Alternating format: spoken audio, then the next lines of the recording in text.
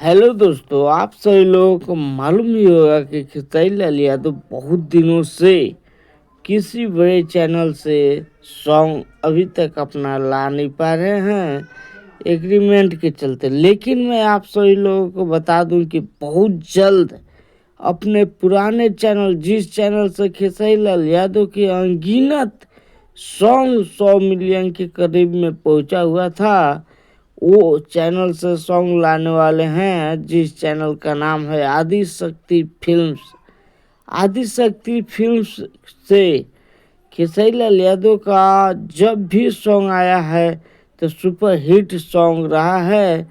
जैसे कि 2 रुपया सॉन्ग आदि शक्ति फिल्म्स का ही था, और उसके साथ साथ बहुत सारे ऐसे सॉन्ग लाए खेसारी लाल यादव जिसके 100 मिलियन से भी ज़्यादा व्यू रहा है आदि शक्ति फिल्म्स पे। जैसे कि भतीजवा की मौसी जिंदाबाद होली का सॉन्ग था, और आज के दिन आप लोग देख पाएंगे कि भतीजवा की मौसी होली का टॉप नंबर 1 पे सॉन्ग में आता है। तो खेसारी लाल यादव जब भी आदि शक्ति फिल्म्स के द्वारा कोई भी सॉन्ग लाए हैं तो सुपर डुपर हिट ही रहा है।